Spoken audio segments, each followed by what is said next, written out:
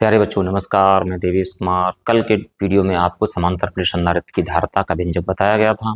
आज हम बात करने वाले हैं संधारित्रों के संयोजन की। संधारित्रों का संयोजन देखिएगा। बात करते हैं संधारित्रों के संयोजन की। इधर देखिएगा, संधारित्रों का संयोजन।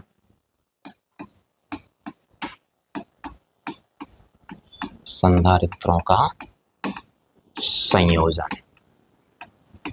संधारित्रों का जो संयोजन है वो दो प्रकार से होता है। एक हमारे पास होता है श्रेणी क्रम में संयोजन और दूसरा होता है समांतर क्रम में संयोजन।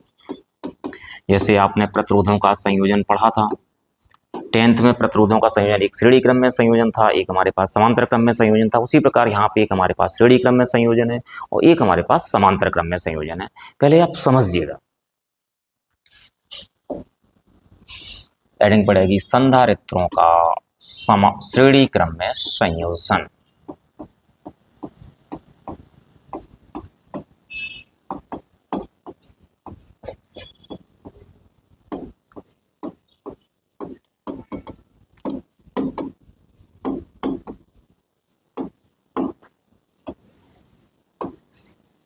काफी इजी टॉपिक है। आप पहले इसका फिगर देखिएगा, फिर हम बताते हैं आपको।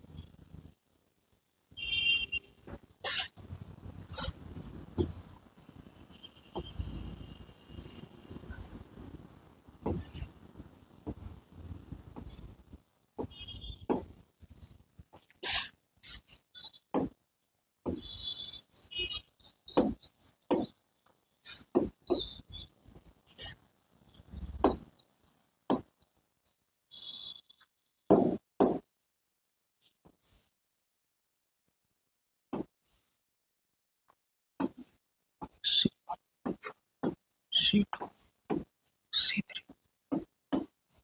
Plus Q minus Q plus Q minus Q plus Q minus Q।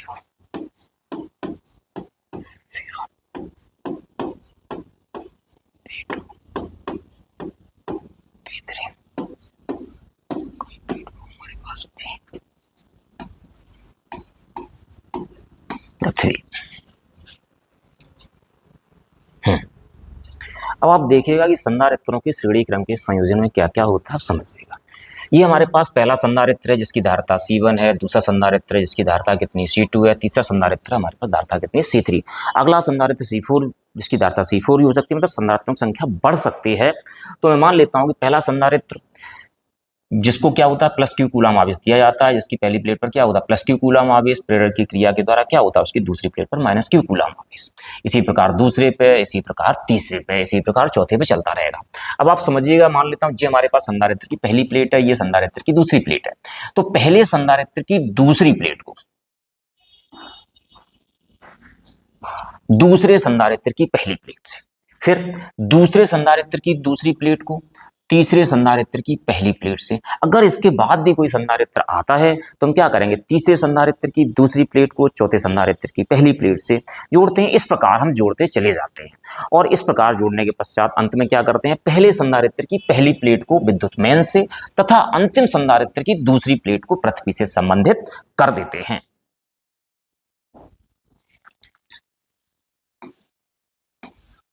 पृथ्वी से संबंधित कर देते हैं।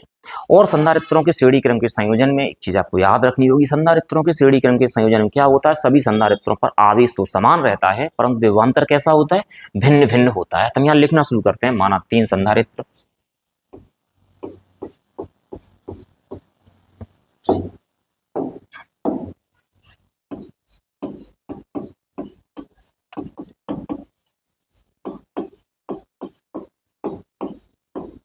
जिनकी धारिताएं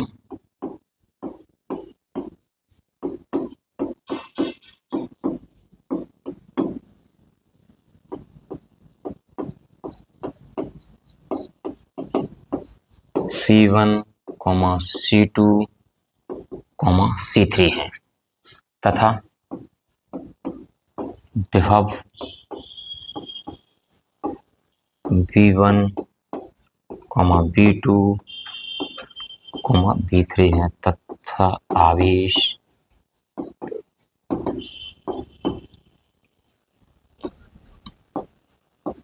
Q है।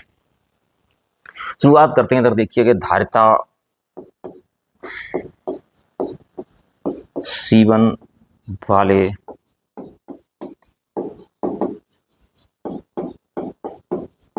संधारित्र पर विभवांतर V बराबर हमारे पास क्या होता है, Q अपॉन C होता है। तो V1 इज इक्वल टू हमारे पास कितना हो जाएगा, Q upon C1, equation number first. इसी प्रकार हम क्या करेंगे, धारिता C2 वाले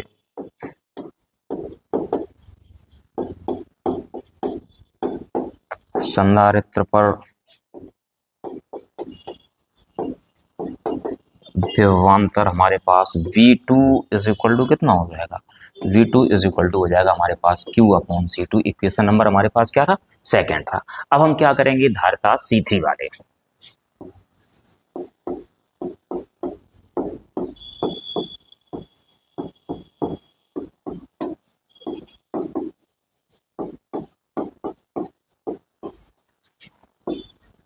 संधारित्र पर विभवांतर V3 बराबर हमारे पास क्या हो जाएगा, Q अपॉन कितना हो जाएगा, Q अपॉन C3 हो जाएगा। आप देखिए आपने V1 निकाल लिया, V2 निकाल लिया, V3 निकाल लिया, लेकिन टोटल विभवांतर हमारे पास कितना है, V है। तो आप देखते हैं आगे, यदि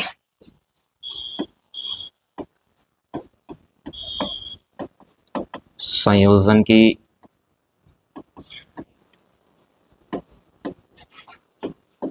तुल्य धारिता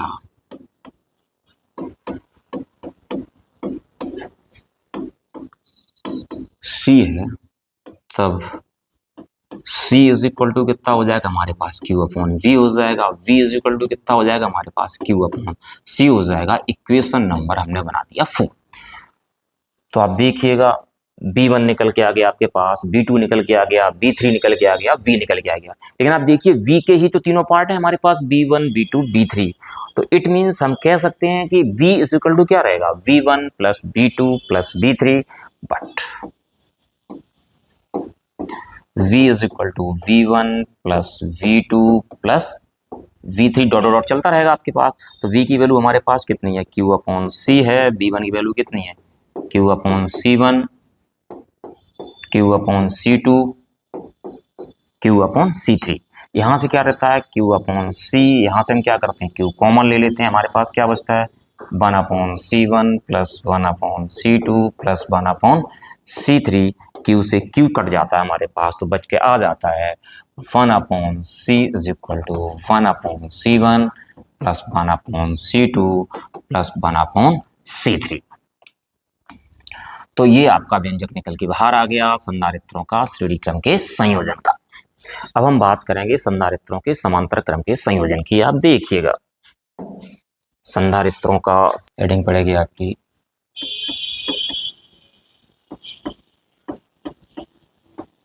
संधारित्रों का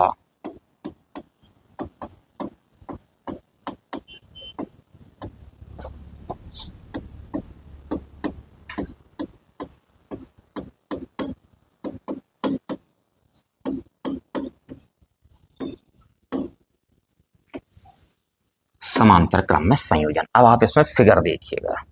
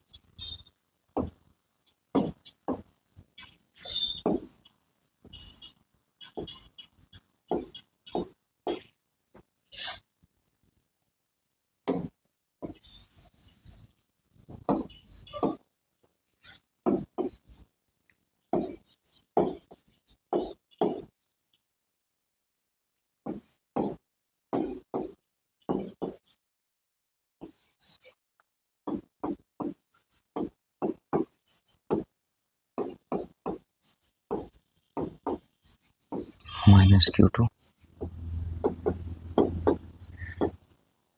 Q3 और ये हमारे पास B। आप समझिएगा कि संधारित्रों के समांतर क्रम के संयोजन में सभी संधारित्रों की पहली प्लेट को किसी एक बिंदु से तथा दूसरी प्लेट को किसी अन्य बिंदु से संबंधित कर देते हैं। और इसमें होता क्या है कि उसमें क्या था, संधारित्रों की जो श्रेणी क्रम के संयोजन में था, सभी संधारित्रों पर आवेश कैसा रहता था, आवेश समान रहता था, परंतु विभवांतर भिन्न भिन्न रहता था। लेकिन इसमें क्या है कि इसमें विभवांतर समान रहेगा परंतु आवेश कैसा रहेगा, भिन्न भिन्न रहेगा। मान लेता हूं कि माना 3 संधारित्र जिनकी धारिताएं क्रम से, माना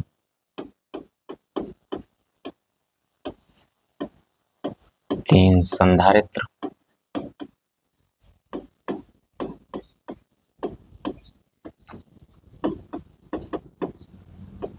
जिनकी धारिताएं क्रम से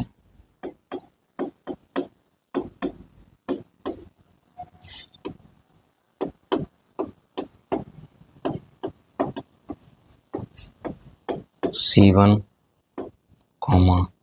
C2, C3 हैं और इन पर आवेश इनको दिया गया आवेश Q,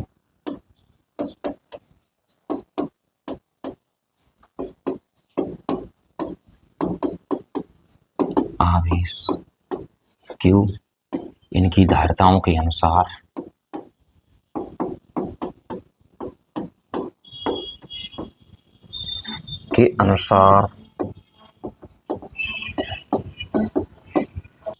बट जाता है,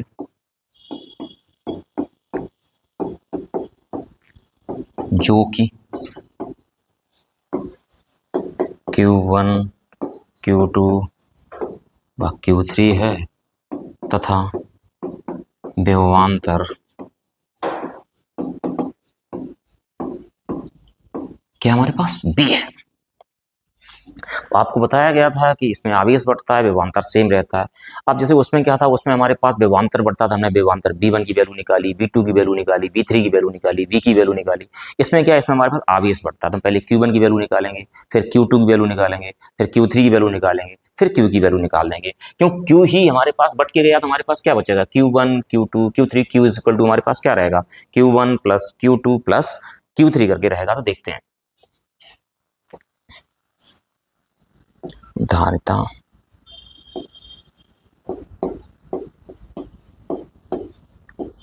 C1 वाले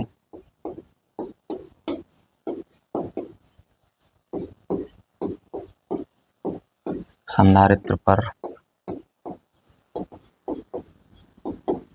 आवेश Q1 इज इक्वल टू हमारे पास कितना रहेगा, C1V। इसी प्रकार क्या करेंगे, धारिता C2 वाले संधारित्र पर आवेश निकालेंगे, फिर धारिता C3 वाले संधारित्र पर आवेश निकालेंगे। धारिता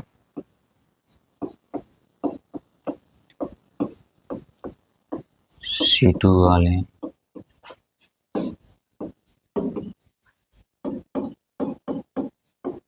संधारित्र पर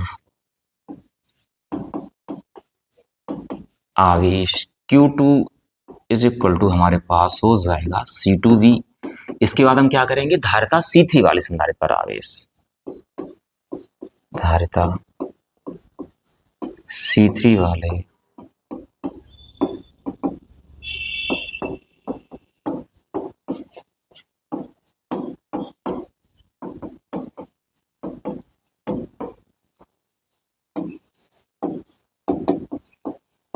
Q3 बराबर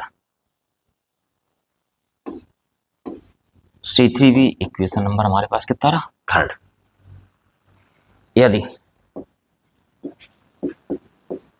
संयोजन की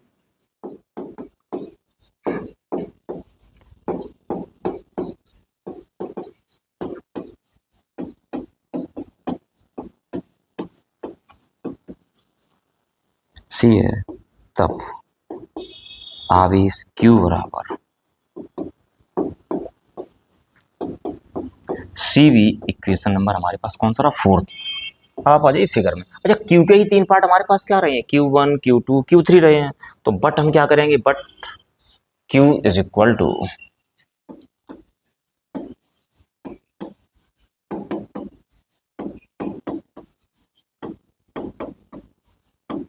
तो Q इज इक्वल टू हमारे पास कितना है, CV is equal to C1V plus C2V और प्लस C3V। CV यहां से हम क्या करते हैं, B कॉमन ले लेते हैं, हमारे पास क्या बचता है, C1 plus C2 plus C3। V से B चला गया तो C is equal to C1 plus C2 plus C3। ये व्यंजक रहा आपके पास संधारित्रों के समांतर क्रम के संयोजन का।